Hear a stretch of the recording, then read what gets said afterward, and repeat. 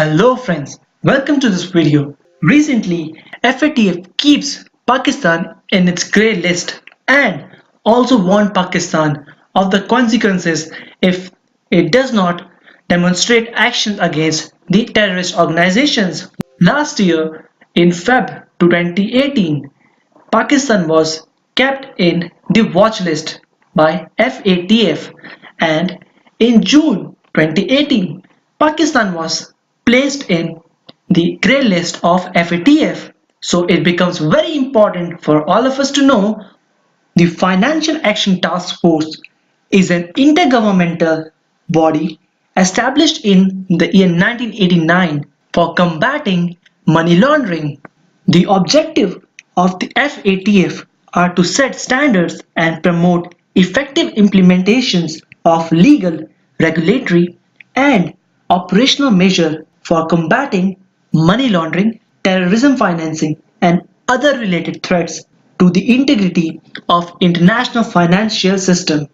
The FATF is therefore the policy-making body which works to generate the necessary political will to bring about national legislative and regulatory reform in these areas. It was formed by the G7 nation for combating money laundering, but after 9/11 in 2001, the Financial Action Task Force expanded to include terrorism financing.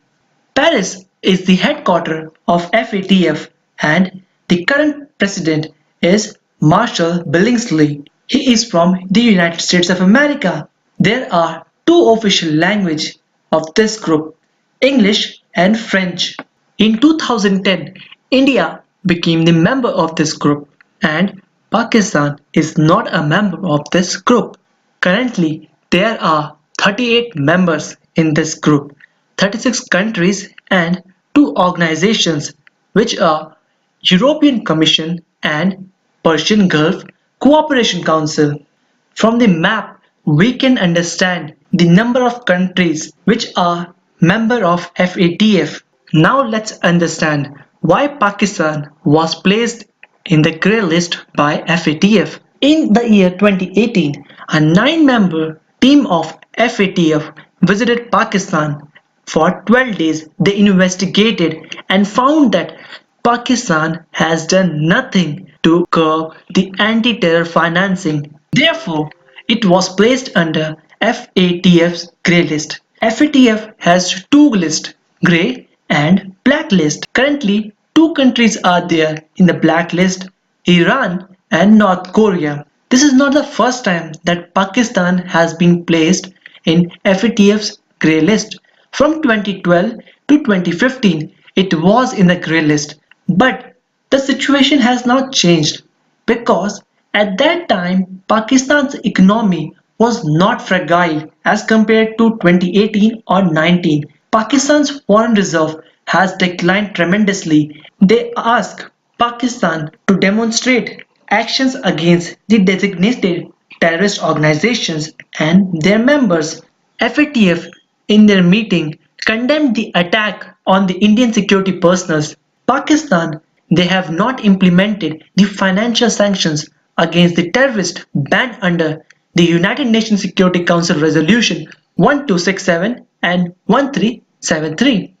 Therefore, they were asked to comply with the 27 demands of FATF, otherwise they will be placed in the black list.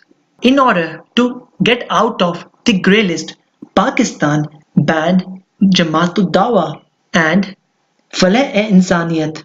But FATF clearly asked Pakistan to curb the finance of the terror groups like Jaish-e-Mohammed, Daesh, Al-Qaeda, LET, Taliban, Haqqani network. Now friends, let's understand what will happen if Pakistan is placed under blacklist. The current foreign reserve of Pakistan has been declined to 8 billion US dollars and the Pakistani currency is also falling. The current value of $1 in Pakistan is around 140 rupees. The debt on Pakistan is big. If they are unable to pay the debt, they will become the defaulter. And if Pakistan is placed under blacklist, it will be difficult for Pakistan to get loan from IMF, World Bank, Asian Development Banks and other organizations. Investment in Pakistan will decline and it will be difficult for foreign companies and banks to work in Pakistan. The credit rating agencies will decrease the value, and this will be the total opposite of what Imran Khan's new Pakistan is. The effect can be seen as a major victory for India and the Indian leadership to isolate Pakistan and mount pressure on them to stop terror financing. With this, I would like to end this video. I hope you like this video.